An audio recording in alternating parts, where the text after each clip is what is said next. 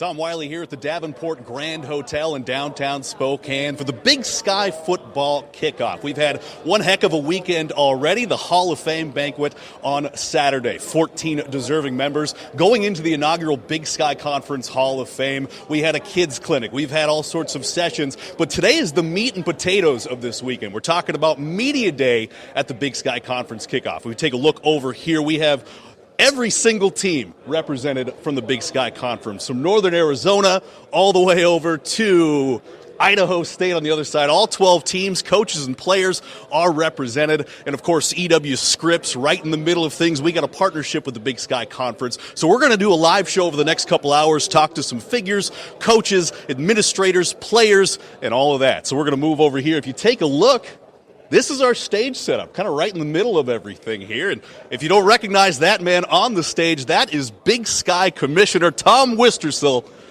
Tom W., both of us, actually, if you can believe it. So we can't even differentiate between us. Tom, thanks for joining us so Great much. to be here on the Tom and Tom Show. The Tom and Tom Show. We'll start with the Tom and Tom Show. Let's make it happen. All right, Tom, just this weekend in general. I know it's a special one for you guys, but, especially the Hall of Fame ceremony.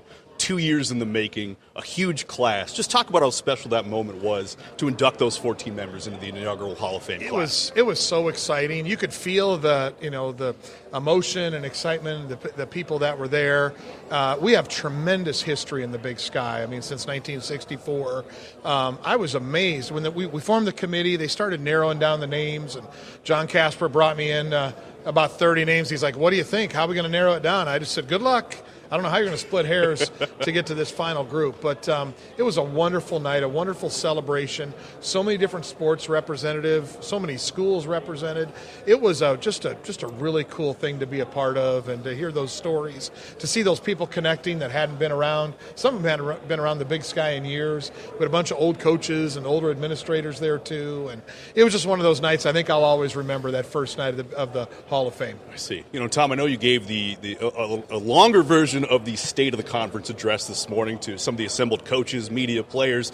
Could you give us a distillation of that? I mean, what is the health of the Big Sky Conference? The Big Sky is doing great. We're very fortunate. I love our membership right now. 10 full-time members, 2 affiliates in football. It's perfect for what we want to represent out here out west. We've got great growth opportunity in our media rights. Obviously, ESPN Plus has been a great partner. Scripps joining is a huge thing for us and what we're trying to do to move forward. So I'm really excited about where we're at as a league. We got great leadership. Our presidents are wonderful people that care about the right things. It's about education. It's about graduating student athletes. It's about playing high-level athletics, winning national championships, trying to keep things in the right perspective. Other parts of college athletics, I think, have lost some perspective, but we haven't. And so that's the state of the conference right now. Really excited about this fall and getting going. It's going to be a great year. There is so much volatility in college athletics right now as teams, conferences chase the almighty dollar. But like you said, I mean, how secure should teams in the Frontier Conference feel, and how secure should you guys feel with the level of opportunity and play that's going on here? Yeah, for us, it's about, obviously there's things we can control and things we can't control. We can't control what happens above us. And if the Power 5 and Group of 5 is going to move around, and who knows what's going to happen with the Pac-12 and the Mountain West right now, we can control what we can control, and that's to provide a great opportunity for our student athletes and our coaches to grow and be a part of what we're doing. We're hopeful our membership stays solid. Nothing's ever guaranteed in life, but I know that our schools appreciate this level of competition. And again, it's about perspective and investment and what comes out of that, expectation. So we feel good about where we're at, and we'll wait and see what happens. I see. There's a lot of front-facing parts to this Big Sky football weekend. The Hall of Fame, the media day, but there's a lot of stuff going on behind the scenes as well. I'm going to talk with Dan Satter a little bit about a Big Sky U later, but just tell me about some of the things that go on that maybe the media, the folks who are here don't see, that are very important to the health of the conference. Yeah, I'm glad you're going to talk to Dan about Big Sky U, because that's been a big initiative for what we're doing. We also have other programming for our student athletes while they're here as well. We do media training with them. We do some educational components, mental health discussion. We also had those assistant coaches that were here here with our head coaches in the meeting. We're talking about scheduling. We're talking about officiating. We're talking about important things to the game of Big Sky football. And so, there's a lot of different parts of this that we try to, while we're here, try to capture. And we're fortunate we got a great group of coaches that are really good people, and our student athletes have been wonderful. It's always fun to be around them, and they're so excited. Everybody's undefeated right now, so everybody's having a great time. So there's a lot that happens here that people don't see in the 3 days. Yeah, I think the tenor of a lot of these interviews going on behind me is optimistic. Optimism, hope, fun. Everybody's smiling. So yeah, it's a good day right now. All right. Well, I appreciate you joining us, Tom. Thank you so much. We're going to go to break real quick, but before we do, let's take a look at some of the remarks that a few Big Sky Conference football legends gave at the Hall of Fame. When I was offered a ski scholarship to Montana State, I couldn't really find Bozeman. Livingston, of all places, was on the map. I couldn't find it in Norway. But no, it's amazing. Montana State gave me an opportunity. My plan was to come and ski and enjoy ski jumping, get an education, and go back to Norway and live there for the rest of my life. But when Jim Sweeney gave me the chance to go out for the football team and gave me all the confidence and and also the teammates that I was not a football player. I never was a football player. Yeah. And Sweeney, as a matter of fact, didn't know what to do with me in practice. Everybody he's coached his whole life had played football. But of all the guys, the veterans, all the team that made me feel welcome, of course, Dennis Erickson was the quarterback and held the football for me. It was just a fantastic experience. And no, when I came here 60 years ago, did I think I was going to sit here today and see the bio up there and be inducted with all these wonderful people?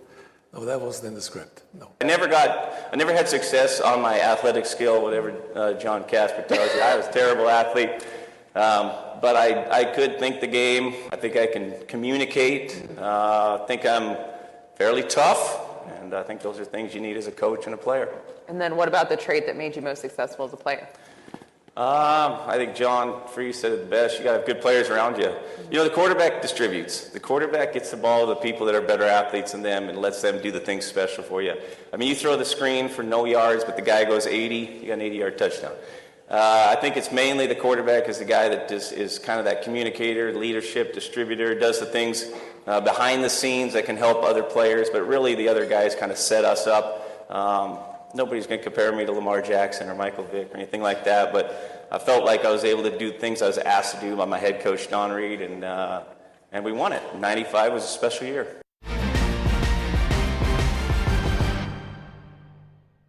Welcome back to the Big Sky Conference Kickoff. I'm joined here by the head coach of the University of Montana football team, Mr. Bobby Houck. Bobby, thank you so much for joining us. Oh, it's great to be on with you, Tom. All right, Bobby, the first question I'm going to ask, I probably know you're going to answer it already, but picked number one in the media poll and the coaches poll.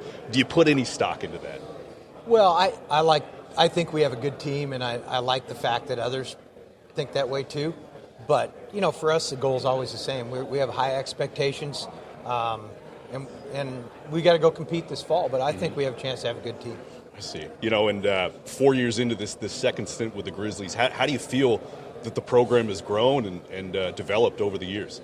Well, the preseason polls maybe would say that we're kind of back where we feel like we should be. Mm-hmm. There's been a lot of hard work. I think our players have worked really hard. Our assistant coaches have done a great job working things through, and it's nice to set yourself up to have a chance, which I think we do this fall. I see. As far as individual player accolades, I know they announced the preseasoned offensive and defensive players of the year as well. Patrick O'Connell, Buck Buchanan finalist last year. He's got a heck of a story. What was he, Division III football and baseball player? Yeah, and then comes over here. What makes him so good? What makes him such a good guy to have on the team? Well, he's a good dude, first of all. He's a hard worker. So that's a good place to start. And then he's got good ability. He can run, and he's strong, and just got great instincts. So I think we have a lot of guys on the first team all-conference preseason team, which is recognition for past play for the most part. But I think that to a man, the guys on our team, they don't really care too much about all that. They want to win, and the competitiveness on our team is at a high level, and I think that's going to pay dividends for us. I know RTD's kind of been the motto for this team since you came back here. I mean, is there ever an end point to that, or is it constantly evolving to return to dominance? Well, then you got to keep doing it, Uh-huh. and so I think we're there. I mean, I think that's kind of been accomplished for the most part, and now we're back to let's go play. Can't get here soon enough. Now, how about the other two guys you brought here to Spokane? Justin Ford, Mitch Roberts. What makes them good ambassadors for the program? Well, we have a lot of great guys on our team. You've been around some of them, and we have really fine young men on our team, and those two fellows are great guys. They're a good example of excuse me, the people we have in our locker room. Great guys and well spoken, and they have a good view of things, and it was fun having them here and giving them a look into all this that you and I do every year. Absolutely. I was going at the kids clinic 2 days ago. I know you weren't in town yet, but Mitch was showing off his quarterback skills. I know he's a receiver, but he was a quarterback at Missoula Sentinel. Yeah, he's a good quarterback in high school. I think he throws it a little better than Justin. Slightly. Good, yeah. Slightly. Last question. I mean, in your second stint here, it does seem like the conference is a lot deeper than it was, back when you were in the Grizzlies, however many years ago it was. I mean, what is the difference between the Big Sky Conference now and the Big Sky Conference back when you were first at Montana? Well, there's more teams, so everybody doesn't play everybody. But I think the league's good. But you were here on Saturday night, and you saw some of the coaches like Keith Gilbertson and Dennis Erickson, and I mean, some of the great coaches in all of college football have coached in this conference. It's always been good. There's been good players. There's been good coaches in this league for as long as I can remember, and even before that. And now is no exception. There's good football in the Big Sky Conference, and I think it'll, just like always, it'll be a challenge this year to try to win it. All right, Bobby, thank you so much for Good joining to us, be on. Coach Hauk. Appreciate it. Thanks. We're going to go to break. We'll be right back with more from the Big Sky Conference Football Media Day here at the Kickoff in Spokane, Washington.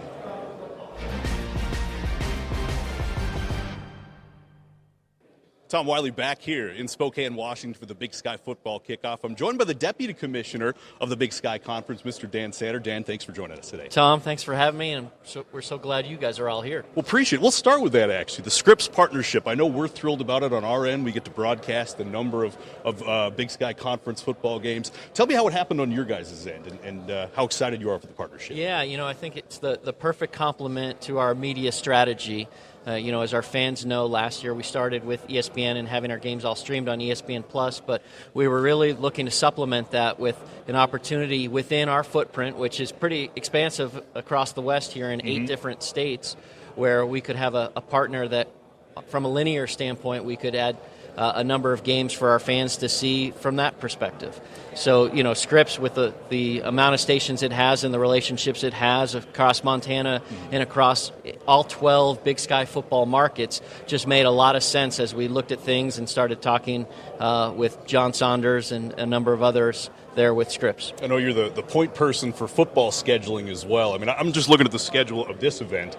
We have, interviews back there, and I get a headache. I mean, tell me about what goes into scheduling a Big Sky Conference football season. You're kind of the point person for that, if I'm not mistaken. I get that pleasure, and get a little. Got to make sure I blink a few times looking at the spreadsheets as we run that process. I mean, it's obviously a team process with a lot of input from our schools. There are a number of things that went into it, and last year we released 6 years worth of schedules that start with this 22 season. So we did 22 through 27. But a lot of what you're hearing, if you follow college football nationally, what some of the Power 5 conferences are doing, we were doing a year ago in terms of looking at how can we make sure we have an even rotation so that all of our schools are playing home and away against everybody in the conference as quickly as possible, while at the same time maintaining as many of those rivalries as we can. So what we ended up settling on is that each school has 2 annual opponents, and then there's a rotation that evenly works its way through, so that over the course of 3 years, every school will have a home game and an away game against every other school. And what we love to say for that is that what that means is that somebody who starts their football career in the Big Sky, by the time they've graduated, they'll have played in every stadium in our conference. There's some pretty incredible facilities out there as well. Yeah, and it's just a neat thing for fans, too, to know that, okay, we get the chance to travel here, or we're going to get to see this team come into our market and play in our stadium. I think that's important for fans, especially as we continue to try to grow our league, and with 12 programs now, the ability to be able to do that in an even manner, I think, will work out really nicely here as we move forward. Dan, and one thing I've been impressed about when we were kind of planning for the Scripps President's event, you were telling us about Big Sky U, and it just sounds like a really, really cool program in the Big Sky Conference to mentor, administrators, coaches, things of that nature. Tell me about the Big Sky U program, how it started, and what's happening here at the Big Sky Kickoff behind the scenes. So 2 years ago, when we were in the thrust of the pandemic starting and we knew we weren't going to be playing games in the fall, we really wanted to do something for our membership and those we serve. In the conference office, that's really our responsibility. Our student athletes, number one, first and foremost, but also our coaches and our administrators. And with no games, right, there was just this void of what people in college athletics do. So we looked at it as a professional development opportunity virtually, of course, then, to create this program that we call Big Sky U. And so we had 3 different tracks. We had one for student athletes who aspire to be coaches or administrators, right? They want to work in college athletics one day. We have one for assistant coaches, and this is across all sports at all of our schools, assistant coaches who aspire to become head coaches someday in their respective sport, and then one for administrators at all of our schools who aspire to become athletic directors. So we did virtual programming with them for 2 years. We had 2 different sessions, of course, right, with different classes, if you will, that they had to apply or be nominated by their schools. But then, as we got to this point and wanted to keep things fresh, we realized, I think it's time, let's try this in person. We've gotten to that point where we felt comfortable with it. So each of our football programs invited one of their assistant coaches to be here this weekend at our Big Sky Kickoff for our pilot in-person programming. And, another twist of this program that we're really excited about is not just the component of helping them advance their career, but also thinking about this really globally from a diversity and equity perspective, and knowing that there's a number of underrepresented populations, especially relative to when you look at the student-athlete population.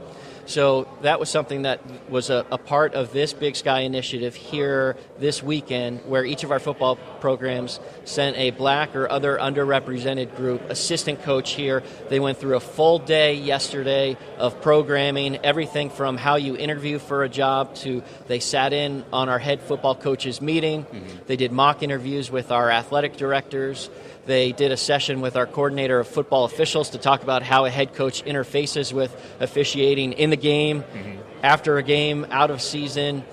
Just try to really expose them to so many of the other elements besides the X's and O's that go into being a head coach. They did some roundtables with our current head coaches, including our 2 new head coaches who really could speak from, I was just in your seat, less than a year ago, and here I am getting ready to coach my first season. Here's everything I've learned that even though I had been preparing for this opportunity, until you're exposed to it, you don't know fully and understand it until you live it. So it was just a really great chance, I think, for us to have them here in person, do some development before the season, before their camps open, but hopefully help prepare them for that next step in their career as they all aspire to become head coaches. Incredible stuff. Dan, thank you so much for joining us here. This is Dan Satter, Deputy Commissioner of the Big Sky Conference. We'll be right back with more from the Big Sky Media Kickoff Day.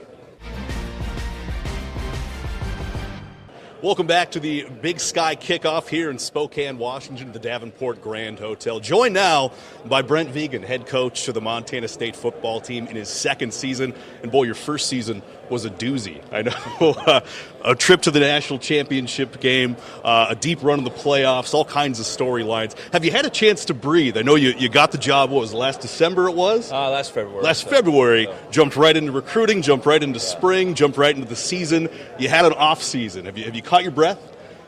Oh, a little bit. I think you get back to where this is more of a regular cycle, and I think as coaches, that's part of what we enjoy. Every year, once you establish yourself, I guess, within a program, over the course of summer, you have a chance to decompress a little bit, but it's always on your mind. And this part of the summer becomes this, super exciting time because fall camp's right around the corner, and it's the beginning of obviously what you do all the hard work for as we get into September and get into the season. I see. Preseason polls came out. I think they had you number 2 in coaches, number 3 in coaches, number 2 in the media.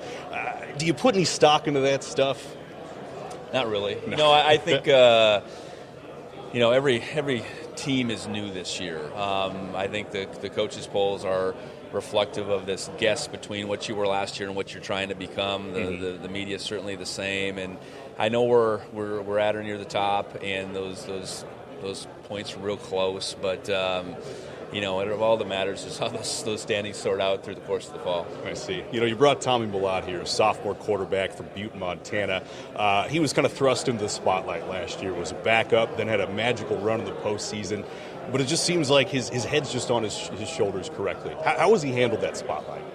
I think he's handled it remarkably well, and what you see with Tommy is what you get. He is pure a competitor.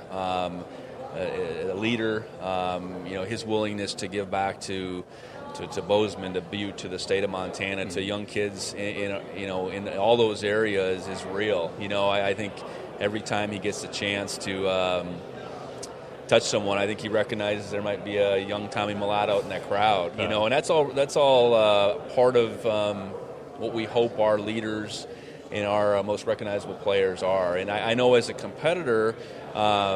I think he certainly flashed in December, taking us to the national championship game. But I think he recognized there's things that he needed to improve upon, and he's worked tremendously hard, not only coming back from that injury, but then going through spring and summer to become a better quarterback as we hit the field in September. I see. Isaiah Fonse, another preseason all-conference selection, had a heck of a year last year. I mean, broke the Bobcat record for rushing yards, but he put on a lot of miles. I know it took its toll as well. How is his recovery going, and do you take a different approach with it all this year? Well, he is on the back half of his recovery, so we're still kind of in a month-to-month mode with him. His postseason surgery became a much later surgery than it would have had we not had the run, so you take the good with the bad. We've had to, beef up that position group for sure. We brought in Kagan Williams. We returned Lane Sumner, Elijah Elliott. We have an incoming freshman, Jared Scott, coming in. Jared White, excuse me.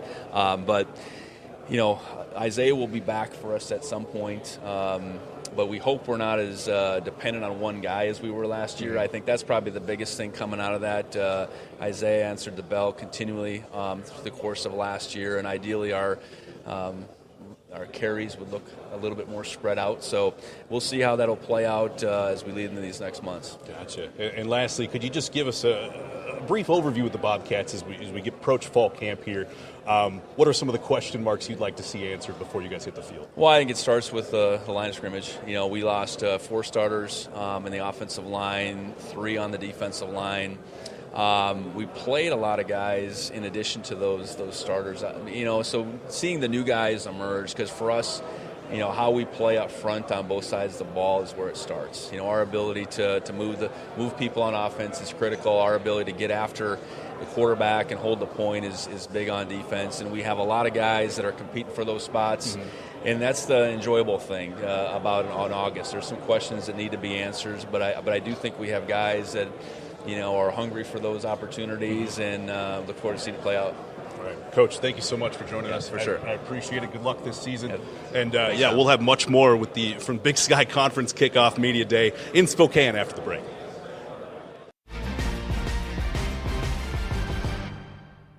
Welcome back to Spokane, Washington for the Big Sky Conference football kickoff here. I'm joined by my boss's boss's boss's boss. This is Brian Lawler, head of the local media division for the Scripps Networks. And Brian, We were talking a little earlier. This is a huge deal to partner with the Big Sky Conference. It's something that Scripps hasn't done before. Tell me about how it came to fruition and how thrilled we are to be a part of this partnership. Well, I'll start with we're thrilled. We're really excited. I mean, the importance of Big Sky on the national scale, but especially in some of the markets, that we do business. And this came around because over the last couple of years, our company's been pretty active in acquisitions. Mm-hmm. And we've been able to cobbled together a footprint now with 61 TV stations around the country, but a big footprint out here. And so oftentimes you don't have the stations in the right market that might complement a conference. In this case, we've got 5 markets in Montana, we're in Arizona, we're in California, 2 markets in Idaho. And so suddenly Scripps looks a lot like the Big Sky Conference. And so with that, our stations in Montana have had previous relationships with some of the teams in the conference. And so we had an opportunity to sit down and begin a conversation, and we realized that what they're looking to accomplish, what we as a company believe in, and building community, creating excitement. Sports is a big part of that. It really kind of came together pretty easily. A lot of these small schools have rabid fan bases. Oh, yeah. I mean, I don't know when you acquired the Montana stations if you really understood how much Montana follows the Montana State Bobcats or the Montana Grizzlies. Have you started to learn that? What have you learned this weekend here in Big Sky? Well, I can tell you, I learned it last year because I went to the Montana State game in Missoula, and that was quite a game. I learned that, in a state like Montana where there's not pro sports, that was by far the biggest event of the year. Mm-hmm. And so to be there, to feel the energy. I also realized, man, those fans don't like each other. I couldn't believe how much there's pretty good digging and a lot of animosity and a great competitive spirit. So being there, being in that stadium, a hell of a football game, it was a lot of fun. What can folks expect when they turn on a Scripps broadcast this fall to watch the Montana State Bobcats, Montana Grizzlies, or any of these Big Sky football teams? Yeah, look, I think what you're going to see is 2 things. Number one, obviously, we're going to be able to broadcast some of the biggest games of the Big Sky Conference, and so we look forward to engaging with local fans, showing them the support, getting them excited about their schools and their communities. But I think beyond that, events like this, telling stories, introducing these student athletes, talking about what great kids they are and how they're giving back and what they've overcome to get there. And, that I think is as important to just showing the games, to really showcasing, these great student athletes and what they stand for and how they contribute to their communities. I think those stories are probably what really got us excited. Absolutely. Brian, thank you so much for joining us here. Pleasure, Brian. Thank you. All right, we'll be right back with more from Big Sky Football Kickoff Media Day here in Spokane, Washington.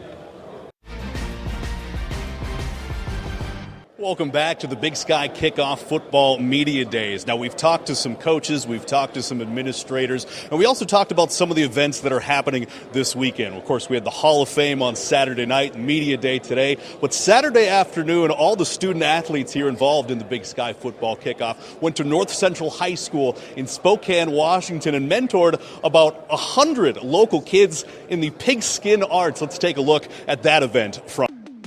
Y'all ready? Y'all ready? I need one line right here. Break. There you go, there you go. What is it, what is it? Yes, sir, Break.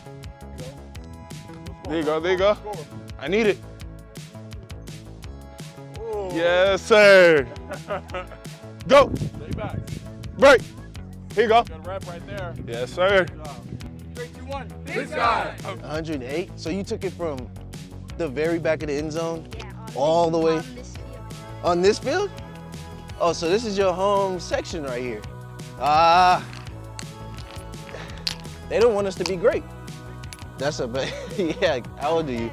You're 10? You've been playing football half your life. See if we can get it in the air. You put the hands behind your back. Let me see the gloves. Those are fire, bro. Easy. My 40? Come on, man, you know I'm 4'3". What's your 40 looking like? 4'8". Here we go. Oh, wait. The superstar, you're gonna be a superstar. You gotta be able to be in front of the camera at all times and perform. It looked like when the camera was right there, look, you get another chance. There we go. Receiver group. We're just gonna start off single file line. We're gonna go over the route tree. Ready, go. Oh, good grab. Gosh, you're tall. How tall are you? Whew. Oh, man. His hands are bigger than mine. And you're just gonna break in and keep running flat, okay? And go throw it up to you. Go get it.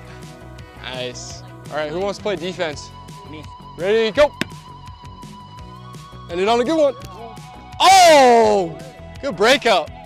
All right, break it down. Big Sky on 3. 1, 2, 3. Big Sky. Nice work, guys.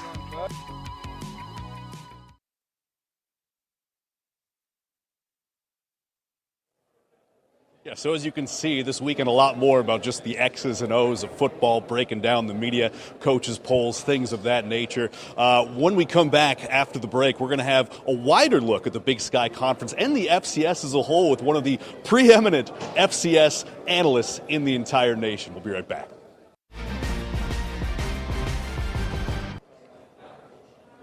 Hey, we're back at the Big Sky Conference Football Media Kickoff. I don't know, I keep saying that wrong. I think it's the Big Sky Football Kickoff Media Day, but it's a really cool event, and we are joined by probably the foremost expert on FCS football in the entire nation, in my humble opinion. It's Mr. Sam Herder. He's the senior FCS analyst at Hero Sports. Sam, thanks for joining us. Absolutely. I appreciate you having me. This is a lot of fun. Oh, of course, Sam. Appreciate it, man. And, we've had a chance this morning. They released the media and the coaches' polls for the Big Sky Conference. And it's always wild to look at the top 25 and then look at the polls for the conferences. You have like a team that's in the top 25 and picked to finish 6th. They're 7th in the conference. Do you feel like the media and the coaches got it right when you look at the polls behind us? Yeah, I think so, especially the top 3. I think a lot of people are looking at Montana State, Sac State, as well as being that top 3 in any one order. Honestly, I kind of feel like all 3 of those are going to go 7-1 in conference play and have like a three-way tie at the top of the standings. That just seems like most years there's usually a tie at the top of the Big Sky football standings just because of the schedule. But I think a lot of people look at those 3 teams as the top 3 ones. Yeah, and clearly, they've historically been some of the top teams. Maybe not Sacramento State for a long time, but they've kind of clawed their way back to the top of the Big Sky Conference. But, when you look at the storylines in the Big Sky Conference, what kind of stands out to you as we head into the 2022 season? I think it's just capitalizing off of last season's success. Getting 5 teams into the playoffs. I think 5 is probably an inaccurate number again for this year. If the Big Sky gets 6, I'd be a little surprised because that rarely happens. The Valley had it happen. The CAA had it happen a few years ago. But getting 6, that's 25% of the playoff field. So that's tough to do. But I think getting 5 into the playoffs is probably sustainable again. But, what do you do when you're in the playoffs? Can you get even more teams into the quarterfinals? Can you get multiple teams in the semifinals? Can you get another team to Frisco to play for a national title? So I think that's just the storyline is the Big Sky has made improvement year after year. Now, can they continue that improvement and take it to the next level? I see. When you look at a broad view of the FCS, I mean, there's constantly teams, who make deep runs in the postseason who might move up to the FBS level. You've seen all the volatility in college athletics at the highest levels. Where does the FCS stand right now? Is it in a healthy spot? I think it is. It kind of depends on what your definition of healthy is. I think in terms of just the FCS, like as a subdivision, I think it's healthy. There's 130 teams for the most part. Kind of like-minded institutions. I know Tom Wischersold, said that, and I think just the FCS in general as a subdivision is healthy because it's not going away. There's always a spot for teams or universities that want to be Division I in all athletics, and they want to have a Division I football team, but they don't want to spend $10 million a year, supporting their football team. So I do think it's healthy in that sense. I do think there is, something to be said about the top heaviness of the FCS. There's such a divide between the top tier and the second tier and even the bottom tier where you have some conferences that don't offer scholarships, some conferences that offer partial scholarships, and then you have North Dakota State, Montana State that operate like their FBS programs. And so there is that divide there where I feel like maybe that is getting a little unhealthy, especially with the FBS move-ups. But at the same time, the FCS, it's always going to be around. There's always going to be a 24-team playoff, maybe 28-team playoff one day. Who knows about that? But I think overall it's in a decent spot. I just think more teams need to get to that top tier. Gotcha.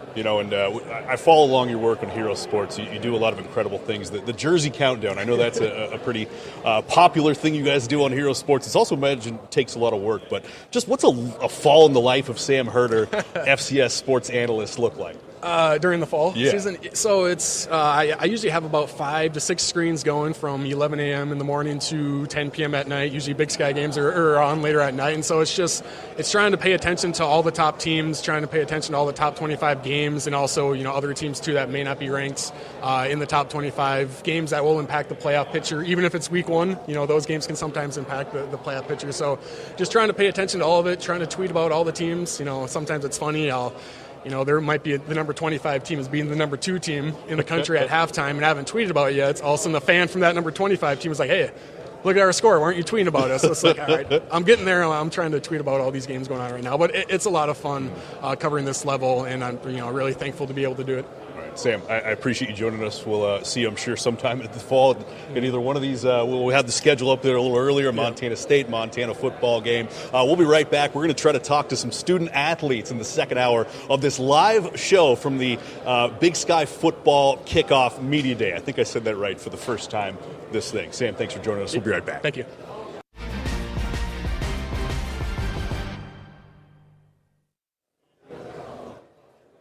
Yeah, welcome back to Spokane, Washington, the Davenport Grand Hotel for the Big Sky Football Kickoff Media Day. All right, there's a lot of words involved in this, the Big Sky Football Kickoff Media Day. I'm joined by one of my best friends, also one of my closest colleagues, Mr. Kyle Hansen. Works out of KPAX for MontanaSports.com, kind of running that stuff. Kyle, good to see you. Thanks for joining us. Yes, good to see you guys as well. Yeah, I got here a little later than everybody else, but it's so nice to be here finally. It's starting to feel like, football season's finally right around the corner, right? Yeah, absolutely. We're on stage talking to some administrators, coaches, players, but in some of these back rooms over here, Kyle Hansen and Ashley Washburn are doing some other kind of work. Tell me about what's going on behind the scenes today. Yeah, absolutely. So it's really cool. We're getting a chance to have one-on-ones with every coach and 2 players, the 2 player representatives from each university here, and getting a chance to kind of talk to them one-on-one, get a look at maybe some looks at last season, look at this season's schedules, who's coming back for some of these programs, and we're kind of just getting rolling with that. I just got a chance to speak with representatives from Weber State, which was great. Weber State's obviously a perennial power here in the Big Sky Conference, and it was kind of interesting to get their take on, the polls and where they're at, because last year they had a little bit of a disappointing season, and now, expectations are pretty high for them. Even coming off of that, people think they're going to be pretty good this year. Yeah, if you look behind us, we have the preseason media polls. Is there anything that stands out to you when you look at these things? You've had a chance to kind of peruse the coaches and media's poll the past few days. Sure. Well, it's really interesting, obviously, both the Montana schools being 1 and 2. I know a lot of Montana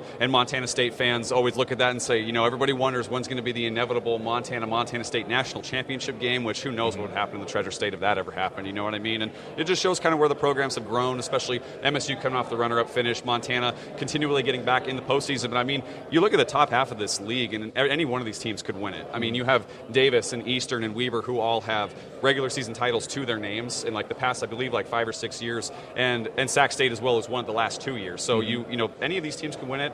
I look at, just talking to Weber State, they play the top 7 teams outside of themselves. So if they're going to win the league, they have to prove it. But if you beat everybody, you definitely do prove it. So, I mean, it's a very strong top half of the league for sure. And a lot of those teams, like I said, any of those teams can win it. And obviously, Sac State, 2-time defending champ at number 3, don't sleep on them because they could definitely do it again. I see. How about the preseason all-conference team? That was released earlier this morning, too. You've had a chance to look at that. Is there anything that stands out to you? Well, it is interesting. When I look at Montana State, obviously coming off the runner-up, they have the leading the most with 7. Sac State, who won it all last year, them and the Grizz each have 5. I think that kind of stands out a little bit just because I think Sac State's maybe kind of getting some of that respect that they've earned, over the last 2 years, especially with them being so good. Troy Taylor, their head coach, 15-1 in Big Sky Conference play, and you can't make that up. He's beaten the Cats, he's beaten the Grizz. I think they've beaten Eastern Washington. So, it's really cool to see Sac State kind of get some of that recognition as well, on top of seeing, Montana State getting all that from their runner-up finish from last season. All right, Kyle, thanks so much for joining us. So yesterday, Sunday, in the morning, all through the afternoon, about 5 hours straight, we had players walking into one of those ballrooms in this Spokane Grand Davenport Hotel. We did photo shoots, we did video shoots. Let's take a look at some of the cool footage we got from those guys.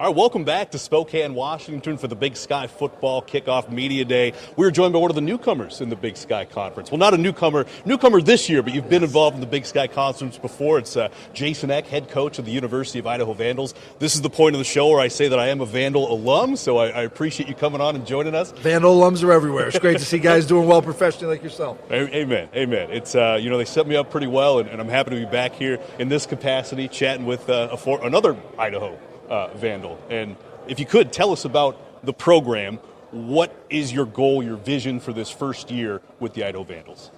We're building. So really the biggest focus this year is focusing on getting better. We got to keep improving and having things in place. And I think it goes both ways. We're going to have adversity. We're probably not going to go 11-0 in the first year. So we got to make sure that I think we have a lot of positive energy going right now. Guys are really working their tail off and getting better. And we got to make sure when we have adversity that we keep that going. We can't hang our heads when we have adversity. And I think it goes the other way as well. When you were in school, they had that great season in 2009, but they weren't able to capitalize that and keep the momentum going. So when we beat somebody we shouldn't, and everybody tells us how good we are, we can't listen to that either. We got to get back to work on Monday and keep fixing things and keep getting better. And so that's the biggest focus is focusing on improvement this year. Obviously, historically, Idaho's had a lot of success in the Big Sky Conference. If you look back in those days, pre-2009, obviously that was a really great year. I remember that bowl game.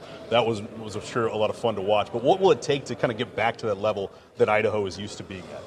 Well, I think we're having a little bit of a change in the recruiting philosophy. And again, I'm the first coach who's been hired since we've been back in the Big Sky. So I think one of the neat things in FCS football is the regional rivalries, and we're really trying to make an impact in the Northwest in recruiting, get more and more guys who are within driving distance to Moscow.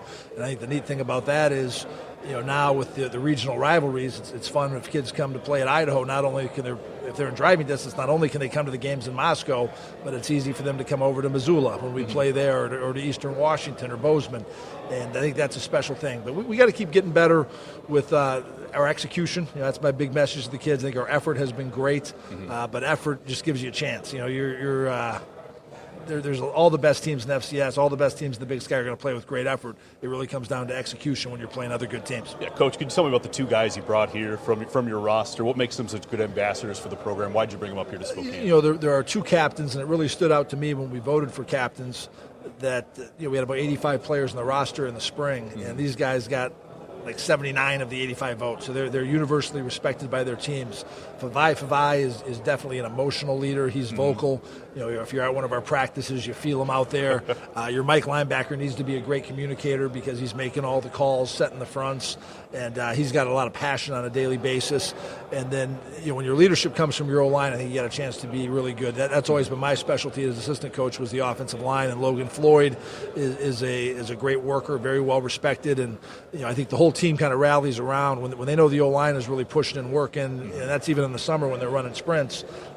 A lot harder to run a 100-yard sprint when you're 300 pounds than when you're 185. So I think when our players see that and they see the O-line guys pushing, it goes a long way. And Logan is a very smart player.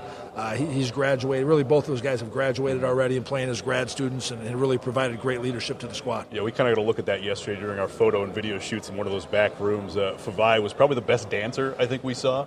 He was getting after it. He was coordinating his own stuff, and Logan brought his cowboy boots, I think, and was kind of showing us some of the musical choices that he likes. So, Coach, I appreciate you joining us.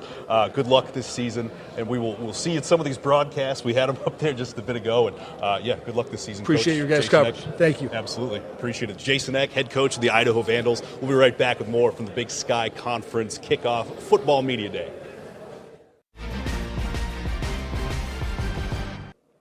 Yeah, Tom Wiley back here in Spokane. We're going to change it up for the second hour of this live show, hit some of the tables featuring student athletes. Right now, I am joined by Northern Arizona football players. We got Anthony Sweeney. What's your position, Anthony? I play defensive back. All right. Actually, you know what? We got to get a microphone, don't we? All right. I'm gonna run over here. Paul, follow me real quick. All right. Here's what we're doing. We're keeping this loosey. We're keeping this goosey. We're getting that microphone. Check it out. Watch this. See, this is the fun hour. We get to do cool things like that. All right. Hey, guys. All right. Okay, Anthony Sweeney, Jonas Leader, tell us a little about yourselves if you could. Yeah, my name is Anthony Sweeney. I play defensive back for Northern Arizona University. Entering my last year. Just super excited to get going. Got a lot of things we're trying to accomplish this year, so very excited to start playing ball again. My name is Jonas Leader. I play right tackle over at Northern Arizona University from Tucson, Arizona, and I'm also entering my last year, ready to get it going. I see. Now, tell me about the Northern Arizona Lumberjack program. I know you guys have had some great recruiting classes over the past few years, maybe underachieved slightly. What is 2022 going to look like for the Lumberjacks? Personally, we're coming for it all, I don't think that there's a team that's put the work that we have in. We're coming for everything, and that means we're going to make a deep playoff run. We're taking home the Big Sky Championship trophy, so we're really excited. It's just been a complete culture change around NAU. We've done some player-led stuff. Our team is player-led now. The coaches have, like Sweeney's been saying all day, coaches gave us the keys, and we're making some big changes over there. Yeah, just to echo what Jonas said, we're coming for everything this year. It's player-led. I think that's been the biggest thing for us. Coach gave us the keys to lead the team. We have our leadership council, and now they can focus on coaching. You know what I mean? That's what they're here to do, is to coach. So I think that's the biggest thing for us, and just not to be repetitive here, but just like Jonas said, we're excited to get back in the season. We're excited to get going. We have some big goals for our team this year. All right, now I was looking at the Hall of Fame induction ceremony. Were you guys there for that on Saturday night? Yeah. A couple cross-country runners from Northern Arizona getting inducted into it. Practicing at elevation for runners, I'm sure, is great. What's that like for football players? I mean, Flagstaff's pretty high up there. Yeah, it's different, especially when we get our pads and everything on. We are at 7,000 feet, so that's something that we practice hard. We run hard. That's an advantage for us when teams come down or come up from being down in the valley or down at sea level. That's a big advantage for us. So we take that serious. We practice hard, and in the long run, that's a big advantage for us. Just kind of go off what Sweeney said. It's a big advantage. These teams bring the oxygen. You know what I mean? And especially as a big guy, I'm 310 pounds, so when we're running and we go hard in practice, so it does get taxing at times. But, you get used to it after a couple weeks. I've been up there for going on 6 years now, and so I'm there. We're ready. It's going to be great. Gotcha. All right. I think there was a $47 million athletic center that just opened at Northern Arizona. Did it just open? I mean, is this like a brand new facility, and what's it like? Could you explain it to me, describe it? So basically, it's a big facility. It's been open to us all summer. It's been awesome. It's a blessing that we get to experience it for our last year. It's a weight room, a nutrition station. All our academic centers are in there now. It's been awesome. The new weight room that we got in there is something special. It allows us to put in a lot more work because we have more tools now, to lift with and stuff like that. So it's been a blessing all around. We always, we make this joke. You don't have to leave the new facility.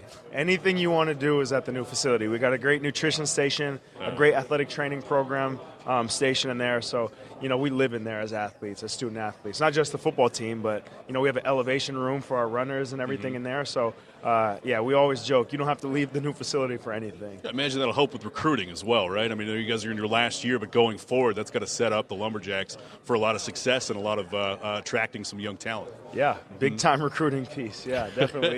All right, so I got some fun questions I'm going to ask you guys as well. So I'm just going to pick one randomly off this. We're going to say, does your current car have a name? Do you guys have a car? What kind of cars do you drive? I drive a 2013 all-black Kia Optima. Doesn't have a name, though. If you could name it, what would it be? Oh, I don't know. That's a tough one. I've never even thought about that. You're putting me on the spot here. I think Jonas has a name for his car. Yeah? Though. Yeah. I actually do not. Unfortunately, I just got a 2015 Cadillac ATS. Do not have a name for her, though. It is a her, though. It is a her. It is a her. She purrs, right? Yeah. Okay, gotcha. What's your favorite sandwich? Why? Number 26 from Jersey Mike's, Chicken Bacon Ranch. Amen. Yep, All right. We do it Mike's way with the juices and everything? Yeah, I was going All to right. say, if it's not a California club from Jersey Mike's, it's a 99. That Big Kahuna cheesesteak. So that's the Big one. If you Kahuna haven't had that, cheesesteak. it's not on the menu. Just ask for a 99 with extra Chipotle mayo. That's Is that the a one. Jersey Mike's? Yeah, Jersey okay. Mike's. Yep. I'm from Great Falls, Montana. We Okay. just got a Jersey Mike's. Yeah, yes, sir. So now I got to write this down. gotta I'm write gonna that get the one Big down. Kahuna cheesesteak and Yes, get sir. that if it's a secret menu item. Yeah. All right, Anthony, Jonas, thanks so much for joining us here. We're going to talk with some more student athletes here in a bit. Let's go to break real quick. We'll be right back Thank you, from guys. Spokane, Washington, with the Big Sky Football Kickoff Media Day. I'll say it right one of these times.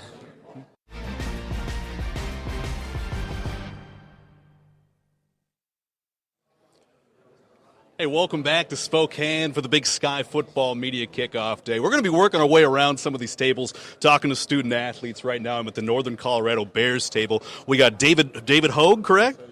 Okay, and Dylan McCaffrey. All right, gotcha. Now, I've actually had a little bit of experience with both of you so far this weekend. On Saturday, I had a chance to mic you up at the kids' clinic. David, could you tell me how fun that was, working with some of the local kids, all 100 of them here? That was very exciting. It was an opportunity for me to meet a lot of kids, and for that, I'm thankful for, because I know how exciting it is as a little kid to meet a bunch of football players and a bunch of athletic people. So for me, it was amazing for sure. I see, man. And Dylan, we call it the car wash, actually, is what happened yesterday. We had some video, we had some photos. We were in that room, we were blaring music, and, I personally didn't recognize much of the music for much of the day, and then you got in there and you played something a little different, right? Yeah, I played the Rolling Stones. They asked me what you want to put on there, and I was just feeling it at the time. I'm a guy, I listen to a lot of different music. I like a little bit of everything, and at the time I was feeling some classic rock. They're one of my favorites, so, I just put them on. I got you. All right, tell me about the Northern Colorado Bears, if you could. 2022 season coming up. You look at the coaches poll, you look at the media poll. Not picked to finish high, but I know you guys are hungry to kind of put that behind you and prove people wrong. What can we expect from the Northern Colorado Bears this coming fall? Yes, sir. Yeah, I think. I think our big goal right now is, we're coming together as a team. This whole offseason has been so good to us. I think the whole team is buying in. Every individual is really trying to see that this is more than themselves. And we preach, be where your feet are.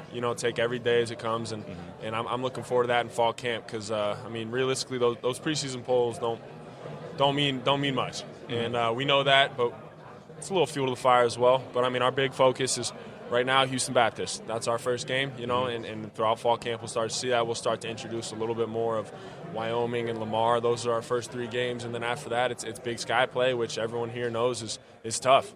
That's the best FCS conference, and I think every single game is going to be a fun game. It's going to be a competitive game, and we're going to find ourselves in a lot of dogfights, and I think that'll tell a lot about who we are as people, who we are as a team. I see. David, can you tell me about the defensive side of the ball? What are the Bears going to look like in that phase of the game? Phenomenal. Yeah? We're always going to look phenomenal as a team, not just as a defense, but as a unit.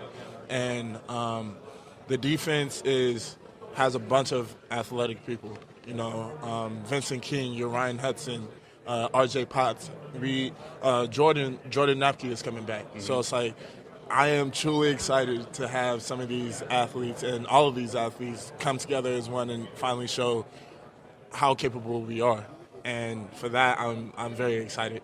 All right, man. How's this weekend been as a whole for you guys? Amazing. Yeah. For me, it's amazing because I got to meet a couple other players, and it made me realize, like, outside of football, these are really good dudes. Even in football, these are really good dudes. And it's been an honor to be here, to get invited here, and to come here. And I can't wait to see them. I can't wait to see what they have to offer on the field, off the field, and just for us to succeed as individuals. All right, go ahead, Dylan, as well. Yeah, if you wouldn't mind, just talk to the weekend. The weekend's been a huge honor for me. I think it's such a cool event they have every single year. It's awesome, like David mentioned, to meet some of the other guys, put some faces to some numbers, and they're all really good dudes, and it's cool just as football as a whole, seeing everyone's really out for the same thing, and I think it's just a cool experience to be here, and talk to some of y'all, meet a lot of new people. It's great for that. I know the Hall of Fame event was fantastic, just hearing a bunch of great athletes speak on how they succeeded, and I've had a blast with it. I've had a really good time. All right, we're going to dive into some fun questions. I printed out just a list of icebreaker type stuff, so we're going to think a little bit differently than X's and O's football stuff. All right. I like it. If you could hang out with any cartoon character, who would you choose and why? That's a good question. There's a lot of good ones. I think I'm going to go with the original Pink Panther. That guy's just, he's cool. He's slick with it, man. I don't know. I don't think he talk much. I don't love to talk much when I'm meeting new people, but I think you get in some good little adventures with that guy. All right. I'm going to go a little bit old school. I would say Huey from Boondocks. Why? Because he was definitely in the community, and he was smart, intelligent-wise up here. So I feel like he would teach me a lot of good things for him. So yeah. This is Huey from the DuckTales? No, Boondocks. Boondocks. Okay, Yeah, gotcha. yeah, I've watched Boondocks before. I love that show, man. Lovely. Yeah. All right. David, Dylan, appreciate you guys so much. Thanks for joining us. Good luck this season. Thank you. All right. That's it for the Northern Colorado Bears. We'll be right back at the Big Sky Football Kickoff Media Day with some more student athletes talking about all kinds of random things. We get their helmet on there. The UNC Bears. What's the chant? What's the fight song? Got it. All right. We'll get there. All right. Appreciate it, guys. We'll be right back.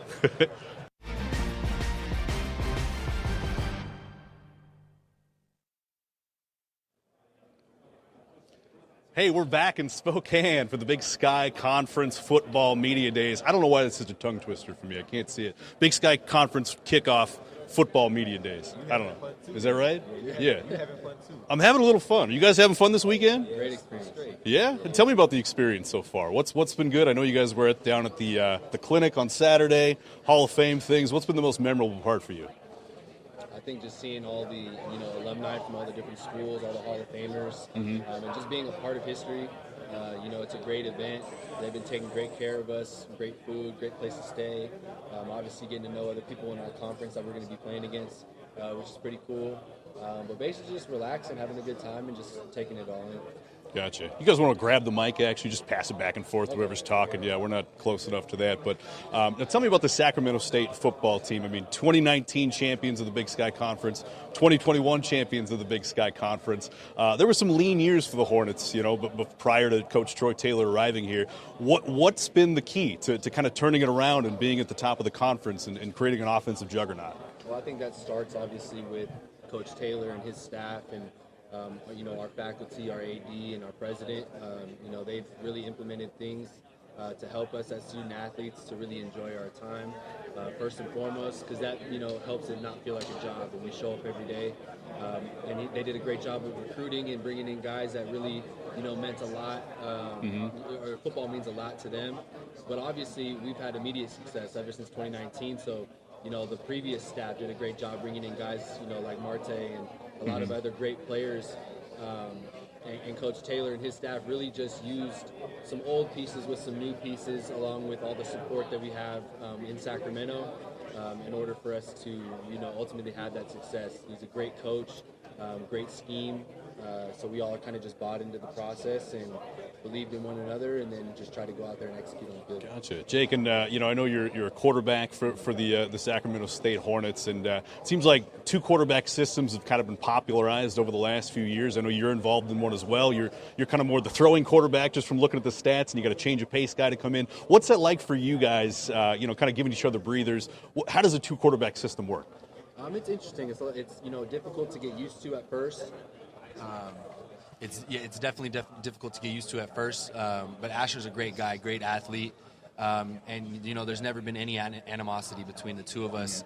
We're both really good leaders. We both really know what we're doing when it comes to the offense, and we really just try to work together and feed off one another, because ultimately we're here to win games. We're not here to put up crazy stats. So it really doesn't matter who's in the game.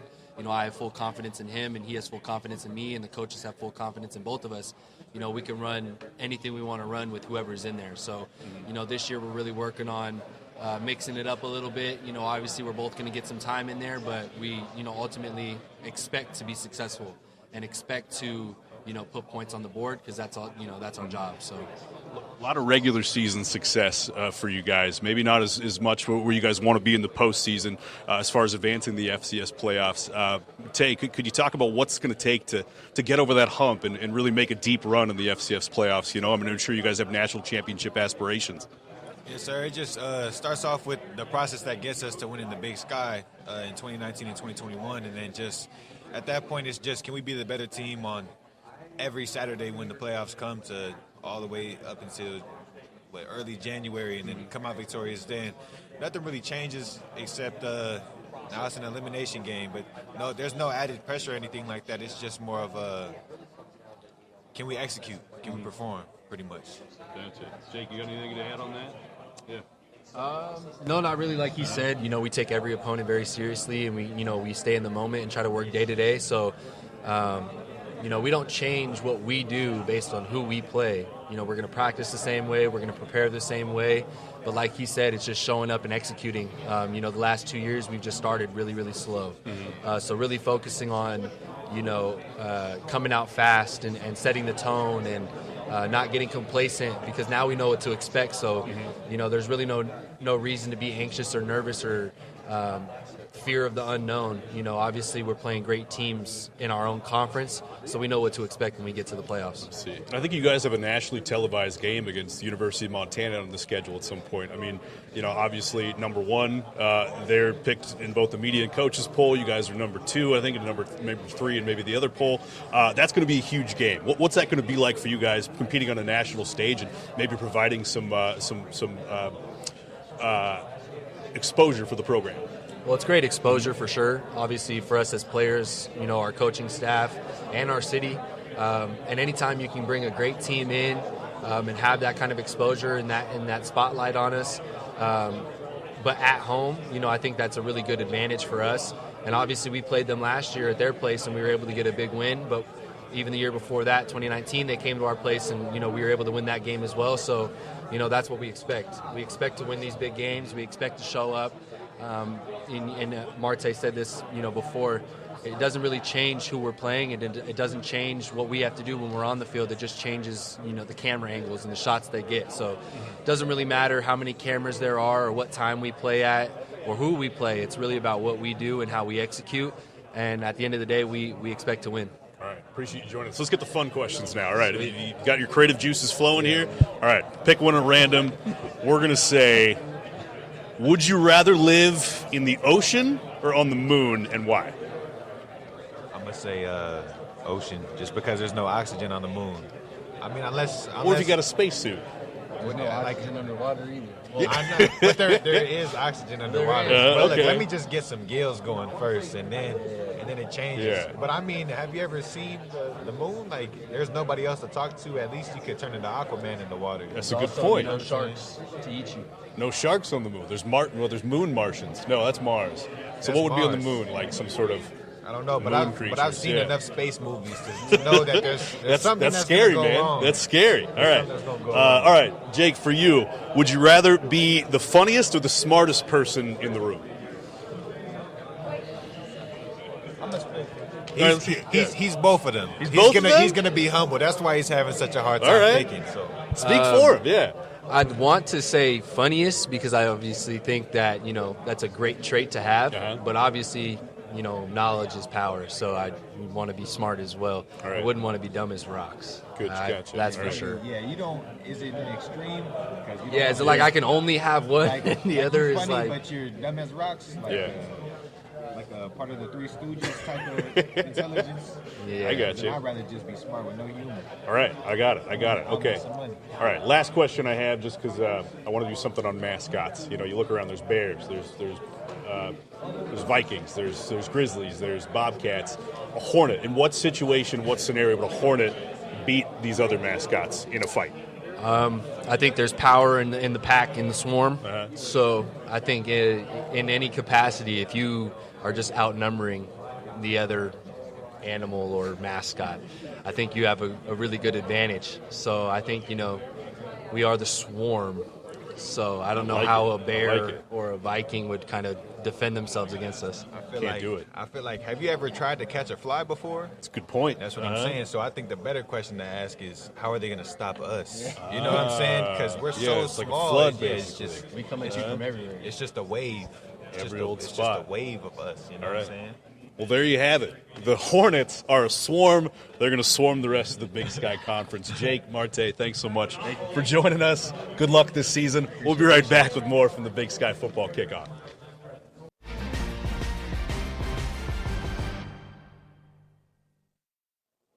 Hey, welcome back to Spokane, Washington. It's the Tom and Tommy Show. We got Tommy Malott, sophomore quarterback for the Montana State Bobcats up here. Tommy, thanks for joining us. Thank you. Appreciate it. Yeah, Tommy, tell me about this weekend, man. It's been pretty incredible. I know we had the clinic on Saturday, the Hall of Fame on Saturday night. And if I'm not mistaken, you guys got a chance to catch up with, like, Dave Dickinson, Jan Stenerud. What was it like for you kind of talking to those Big Sky football legends about their careers and their histories? Absolutely. When we first got here, we sat down, had some breakfast, and sitting right next to us, Jan Stenerud and his wife. So we got an opportunity to talk to him there for a little bit, hear his story, hear, how he actually got the opportunity to play football at Montana State, and then go on to get to that 19 years in the NFL. And, it was something else. That guy, he's a great conversationalist, and it was such a pleasure. And we're, pleasure to meet the guy. It's super special. I see. Did you learn anything from those guys? What's the big takeaway from your conversations with them? Yeah, absolutely. We got to talk with Jan Stenerud, Dave Dickinson, and then Dennis Erickson as well. And all three of those guys, they're great, role models for me, as a guy growing up in Montana, and seeing their successes. And so it was great to sit down. They got to talk to us a little bit about, staying where your feet are, controlling what you can control. Those are the things that you get to hear from, everybody, but it means a lot more when, those guys have been through the fire. You've seen it, and they've performed at the highest level despite, those adversities. And, the amount of experience and the knowledge that those guys have, you can't doubt those experiences, and it's super special to be able to hear those things from them. Yeah, especially as a guy who's kind of going through it himself right now. I mean, last year you went from backup to household name in Montana, magical run through the postseason until an injury in the national championship game. Can you describe what that was like going through last season? Just getting the call, running through the postseason, and then just kind of being Tommy Touchdown. Yeah, it's been surreal since that last game. Have an opportunity to kind of look back to it, but while I was, we were in the thick of it, we were going through those playoffs. It's great to be surrounded by the guys that we have in that locker room, because everybody's got those expectations that they're willing to give up, or not give up, but they're able to sacrifice for their team. They're ready to sacrifice for their team. They're ready to make plays. That they've done the work, and you can trust each and every single one of them. And it was great, that I was, the individual that had that opportunity at the time. But, it's something that, we expect from everybody on our team, and I think that everybody understands that. But through the thick of it, it was just kind of a whirlwind of emotion. We were just focused on that next game, and there wasn't a whole lot of time to kind of reflect. It was just one after the next, and, then all of a sudden the season was over, and it was an unfortunate ending for us, and I think we're ready to get back after it. And then since then, it's been crazy, how I blew up. It was a 4-game stretch there, and so I'm really excited to come back and prove to everyone that, it wasn't just a 4-game playoff thing, that, that I've grown a lot as a quarterback and I have a lot to prove, and I think that, we've had a good summer to try to, instigate that. I see. Preseason all-conference selection for quarterback of the year. Do you put any stock to that? Is it pretty flattering, just kind of, knowing that you were voted as such? Yeah, it's certainly flattering that the people that are voting for that, they see myself as one of those guys in this conference, this great conference, the Big Sky, so competitive, so many guys, and so I take a lot of value in the respect that I have, and it's also I take a lot of value in the pressure that comes with that and those expectations. I'm extremely excited to put to bed maybe some of those ideas that is just a few game thing, and so that's been something on my mind this entire off season. So I'm very grateful for those expectations, but at the end of the game, at the end of the day, it's between those white lines, and so that's what I'm focused on. Everyone wants to take care. Those preseason ones are just this really vague crystal ball, but the end of the year ones, those ones are set in stone. So that's what we're all working towards, and I think we have the team to do it, so I'm excited for it. Gotcha. All right, I'm going to have a fun question real quick, Tommy. There All you right, go. Yep, we're getting into it. Okay, I'm just going to pick one at random. If you could If you could be immortal, what age would you choose to? No, I don't like this one. We're going to do a different one here. Okay. We're going to get some good ones here. I promise you. Better ones up front. All right, There you go. Thanks for the patience. Yeah, no worries. Okay. The zombie apocalypse is coming. Who are the 3 people you want on your team?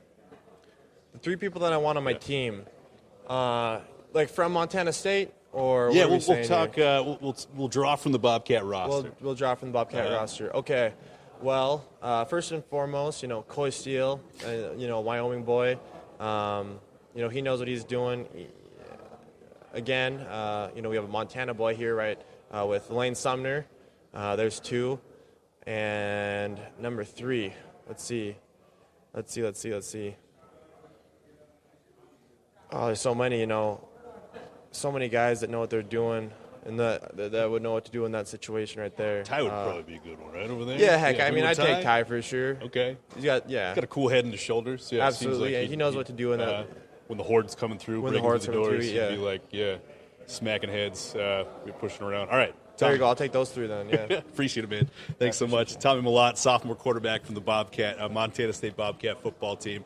We are just winding down the media show here at the Big Sky Football Kickoff Media Day. We'll be right back with some more student athletes. Except nothing this time. Nothing today, nothing this weekend. I mean, it was 8 straight games, I think you had an interception last year for the Grizzlies. What is that like? I mean, is that basically just the zone? Is that like Steph Curry levels? I mean, what did you feel like going through that streak? Yeah, you could say the zone for real. Just hard work, and it was just as crazy as it is to you. It was probably just as crazy to me. It's just I put in the work and then seeing things on film, let it come into life in front of you, and to be able to reap the benefits of it and just go out there in 8 straight games, I'm like, that's unprecedented. And I definitely had some time to reflect on it because while I was in the moment, I wasn't really worried about it. Like, my teammates come up to me, and it would be cool to do, but, like, once I got one, I was like, all right, the next one. It's not like I got one. I'm like, all right, I'm cool. Like, the games I got picks, and I was like, all right, let's try to get 2. Let's try to get 3 type thing. So. Yeah, just keep it going as long as possible, man. Yeah, do the deep run. Now, I know you had a monster season last year. You had a decision whether to come back to the University of Montana. I know you potentially had some other opportunities, whether it's pro, whether it's a bigger program, but you did come back to Montana. Why did you do that? What is special about the University of Montana program for you? Just the people.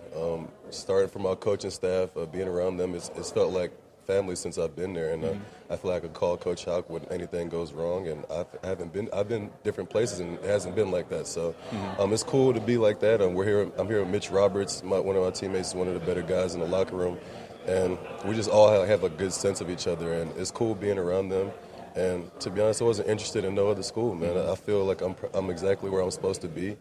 Things are working out the way they're supposed to, and I'm just happy to be a Montana Grizzly. Yeah, and you're here, at the Big Sky Football Kickoff Media Day and all the other cool events. I mean, we talked a little bit before we came back live about the Hall of Fame ceremony, the clinic, getting to chat with some of those legends. Dave Dickinson, Hall of Famer, CFL champion, great quarterback, Jan Stenerud, NFL guy as well. What were those conversations like? What do you take from hearing those guys' message? Yeah, so hopefully wanting to be a professional athlete myself is just kind of understanding and picking their brain of what they went through, stuff that's going to come up and how they handle situations. And it's dope just to always get feedback from them. They've been through it. They know they've also came from Montana or Montana State, so it's a smaller school, so they know what to expect for me going forward in the future. So it was cool. They gave guys around Big Sky, they gave us all like some insight on like what they've been through and their stories, and it's always cool to hear and kind of puts a picture for you of what's all possible with hard work. Yeah, just kind of keep the main thing, keep moving forward. All right, Justin, we got fun questions. We're going to end with one of those. Let's see here. I'm going to pick out a good one. Okay. No, I don't like that one. If you had to eat one meal every day for the rest of your life, what would it be and why? That's a hard question. Because I'm a food guy. Like, okay. I eat a lot. Foodie, huh? Yeah. All right. But it would have to be probably some sort of steak. I feel like because you could do a lot with that. I would say pizza, but to be honest, I eat a lot of pizza, and I get tired of it, so I couldn't be pizza. That's just too basic. What's your favorite pizza? From where? I'll keep it basic. So I was born in New York. We're big on cheese and pepperoni. I'm a cheese pizza guy. What brand? Out here, I go to Pie Hole in Montana. Pothole, okay. In Missoula? That's Pie Hole, I've been there. Yeah, that's the best pizza spot in town, so that's where I go. I'm a pizza guy. All right, so every day for the rest of your life, Pie Hole pizza, pepperoni. We're going to go with that. Pepperoni, yeah. All right, that works, man. Justin, I appreciate you joining us. I appreciate you. Thank you so much. Good luck this season. Justin Ford, defensive back for the University of Montana Grizzlies. We are winding down this media show, this live interview session with some of these student athletes. We will wrap things up pretty soon when we get back after the break.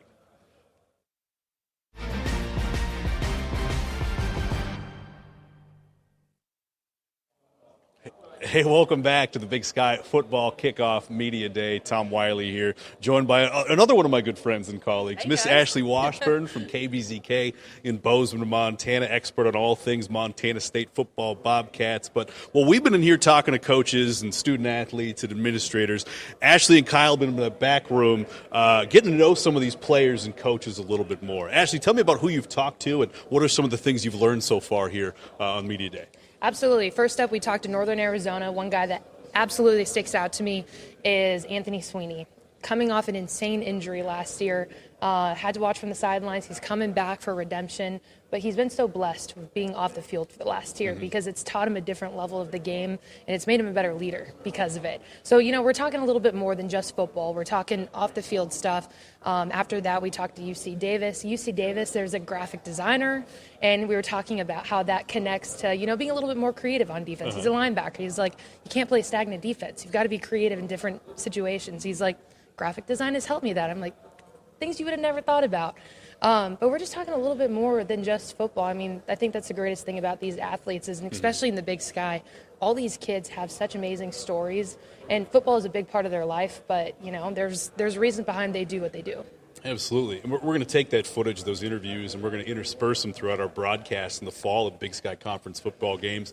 We got a lot of Montana State, Montana games, but all the teams are kind of coming through there. I think there's maybe one or two teams that aren't going to get a broadcast for Scripps. So we're going to intersperse some of those interviews so you can get to know some of these players as we get there. And, as you look towards this fall, Ashley, you've seen the media polls, you've seen the coaches' polls, you've seen the all-conference teams. How thrilled are you? What stands out to you? What are you most looking forward to for the fall of 2022? Well, I think the biggest thing, and I love talking to these coaches because they're even telling me, they're like, these preseason polls mean nothing. And I'm like, that's true. And, you look at how preseason polls were last year, and they were not even how the season ended up finishing out.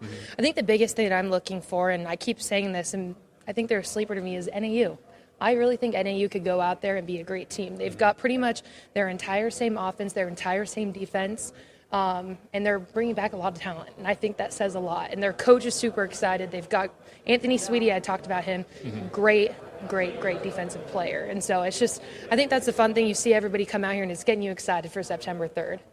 Yeah, we talked with the NAU players a little earlier. I think they both said their favorite sandwiches were Jersey Mike's. That's neither here nor there, but yeah, maybe that will make the broadcast. I agree with Jersey Mike's, but I'm a Jimmy John's gal. Yeah, I'm also a Jimmy John's gal. We just got Jersey Mike's in Great Falls, Montana. Oh, there you go. Yeah, we're going back and forth. All right, Ashley, I know you have a number of other interviews to do left. Chatting with the Montana State Bobcats. We just got off with Tommy Millott as well, and I didn't ask him about it, but he's been doing some DJ stuff. Is that right? There's a little bit, yeah. I know. I asked him if he has a DJ name, and he said he didn't have one. So we kind of started brainstorming some ideas. Touchdown Tommy obviously was a household name last year, so I'm telling you, run with double T. That could be his little DJ name. But he's doing a little bit. I think he's very humble, so he doesn't like to talk about that he's stepping out of his box a bit. But no, he's got a great story, and I think I'm really excited to talk about, where he is this fall compared to where he was last year. I mean, last year I was talking to Ty Okada. Ty was even saying, he was just trying to find reasons to get on the field, whether it was running back, wide receivers, special teams. Very different situation this fall. He's going in as QB1. And there's got to be a little bit more, pressure, but also a little bit more comfortability. Yeah, I think having a full fall camp to be the number one guy is certainly going to help. All right, Ashley, thanks for joining us. I know you got more interviews to do. She'll be front and center for some of these Scripps broadcasts of Montana State football games later this fall. We'll be right back to close things out for our interview show here at the Big Sky Football Media Kickoff Day thing. All right, be right back.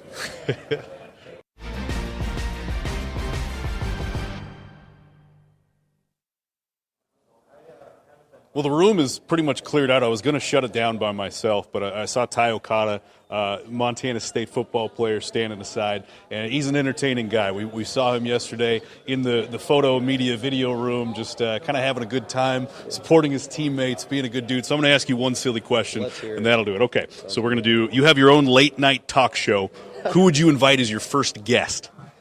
Oh, gosh, that would have to be Tiger Woods. I'm just getting into golf, right? I'm just getting into golf. He's an interesting guy. He's obviously a legend. Mm-hmm. Love to get some more insight, work on my game. I'd have to kind of just take advantage of his knowledge. And so I would just selfishly bring him on to my talk show just to talk golf. I definitely have a lot of areas that I need to improve upon in my golf game, so that's who it would be. All right. In 10 words or less, how would you describe the Bobcats' upcoming 2022 season? Definitely just hungry. Hungry, we have a lot to prove, and we're just extremely excited, hungry, and those would definitely be the 2 words. That's over 10 words. Sorry. Or two words. Too that hungry works. and excited. All right. Sorry, I apologize. You're right. No, that's good. Right, man.